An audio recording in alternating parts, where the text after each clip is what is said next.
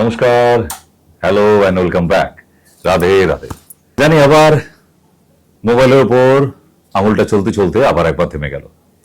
আর এই চ্যানেলটি ভারতবর্ষের যেখানে যত বাঙালি আছে, কানাডায় যে প্রবাসী বাঙালি আছে, বাংলাদেশ, নিউ ইয়র্ক, এই যে বিভিন্ন প্রবাসী বাঙালি বিদেশে থাকেন, তাদের কাছে কাছে এই ধরনের ছোট্ট ছোট্ট ভিডিওগুলি পাঠিয়ে দিয়ে তাদেরকে ঘরে বসিয়ে সুস্থ করার উপায় খুঁজে দিচ্ছে।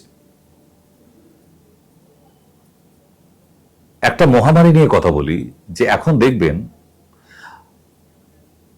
যে এমন একটি মানুষ নেই যে ওই রাতের সময় শুতে যাবার আগে ঘুমের কোনো ওষুধ না খেয়ে সে ঘুমোতে যাচ্ছে। স্লিপিং পিলস,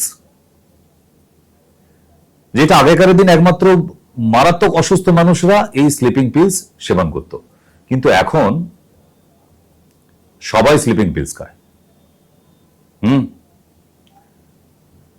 তাই দিনের পর দিন এই ঘুমের ওষুধ খেতে খেতে আপনি নিউরো ডিসঅর্ডারের পেশেন্ট হয়ে যাচ্ছেন, নার্ভাস সিস্টেম খারাপ হয়ে যাচ্ছে, আপনি নার্ভের রোগী হয়ে যাচ্ছেন। যদি বলেন কেন, আমি তো বহুদিন থেকে খাচ্ছি। খুব ঠান্ডা মাথায় ভেবে দেখুন, আপনি যে ঘুমের ওষুধটা খাচ্ছেন যদি অ্যালোপ্যাথির হয়, বিনা প্রেসক্রিপশনে মুখে বলে ওষুধটা নিয়ে এসে দেখান, বা একটা কাগজে ওষুধটার নাম লিখে নিয়ে গিয়ে দোকান থেকে কিনে দেখান, দেবে? আপনি বলবেন না, দেবে না তো, কারণ লাইসেন্স না থাকলে বিষ বিক্রি হয় না, এটাই নিয়ম। যে ওষুধটা 10টা একসঙ্গে খেয়ে নিলে সেই মানুষটার আর সকালে ঘুম ভাঙে না, যাবজ্জীবনের জন্য ঘুমের দেশে চলে যায়। সেই ওষুধটা আপনি ডে বাই ডে বছরের পর বছর খেয়ে যাচ্ছেন, এর কি সাইড এফেক্ট নেবে না? ঘুমের ওষুধটা যে উপকারী নয় সেটা আজকে যে বাচ্চা হয়েছে সেও কাল থেকে বলতে শুরু করে, আর আপনি জানেন না। এই বুঝে না বোঝার ভান করে যারা, তাদের জীবনে দুঃখ অনেক, জানেন তো, মারাত্মক কষ্ট। একটাই কারণে যে আপনি নিজে ক্ষতি করছেন, নিজের ক্ষতিটা নিজেই করছেন, তাই আপনার ক্ষতিটাকে সবার কাছে বলছেন যে না, এটা ঠিক আছে, ও কিছু হবে না, ও তো অনেকদিন খাচ্ছি। এই যে আতেল উড়াল কথা বলে একে, মানে যার কোনো ভাব সম্প্রসারণ নেই, ভাব সংকোচনও নেই। কি মানের না, ও কিছু হবে না, এই যে শব্দটা কি মারাত্মক বাজে শব্দ, এটা হাজার হাজার মানুষের প্রাণ চলে গেছে শুধু এই ও কিছু হবে না। কিছু হবে না মানে হয়ে যাচ্ছে তো, হয়ে গেছে অলরেডি। ক্লিয়ার না?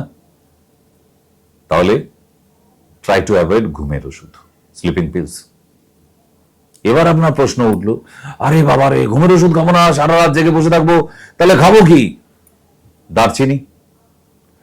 দারচিনি, গরম মশলা প্যাকেটের মধ্যে যে গাছের ছালের মতো অংশটা থাকে ওটাকে দারুচিনি বলা হয়।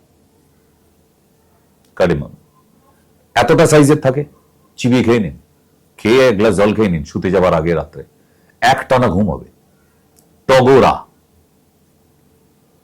এটি ট্যাবলেটের নাম, আয়ুর্বেদের একটা ইনগ্রিডিয়েন্টস এর নাম টগোরা, সেটা থেকে ওই ট্যাবলেটটা তৈরি হয়েছে। টগোরা একটা করে খেয়ে ঘুমিয়ে পড়ুন, একদম টানা সকাল অবধি ঘুম হবে আপনার। তাহলে সমস্যা কোথায়?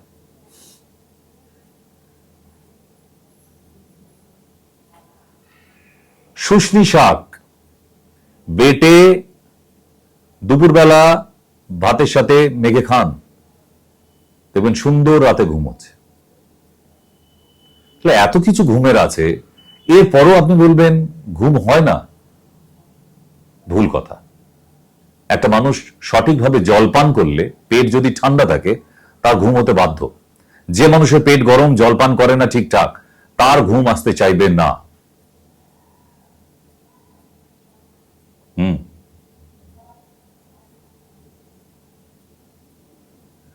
তাহলে একটা কথাই বলে রাখবো, যে মানুষের জীবন এত সস্তা না, এটাকে এইভাবে নষ্ট করবেন না।